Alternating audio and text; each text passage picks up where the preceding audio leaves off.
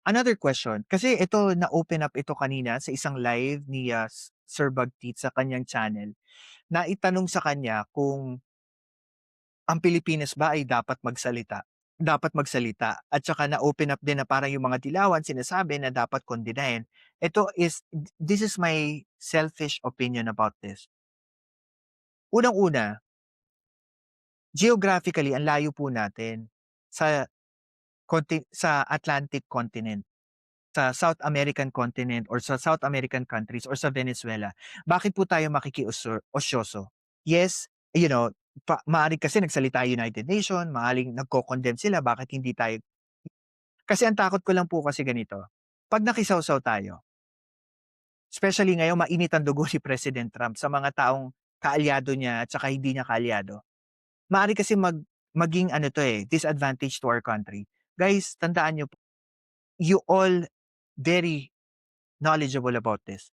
Panahon ng COVID under Duterte administration, yung utang ng bansa natin sa international bank, 'di ba, tumalon, nung COVID, 'di ba?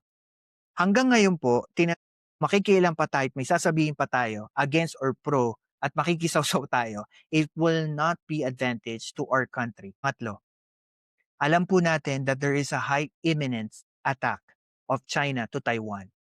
'Pag nangyari po iyon, tandaan niyo po, we have Filipinos in Taiwan, either OFWs or probably, citizen sa bansang alam po natin that we have a limited capability, kahit malapit lang po ang Taiwan sa Pilipinas, to extract those people.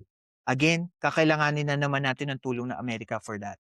Kaya ako, for me, um, uh, I would suggest it would be best if we would just, probably not talk about it for now. Kung ako masusunod, kung ako magiging presidente, let's just sit down, wag muna tayo magsalita, wag tayo magbigay ng opinion up until makita natin yung biggest picture.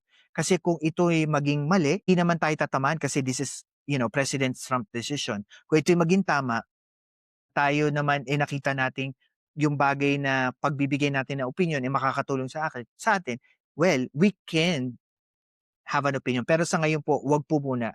Ang pinapanalangin ko, wag muna po tayo magsalita yung gobyerno natin for this. Kasi this is not our war. This is not even our fight. Wala tayong kinalaman sa Venezuela.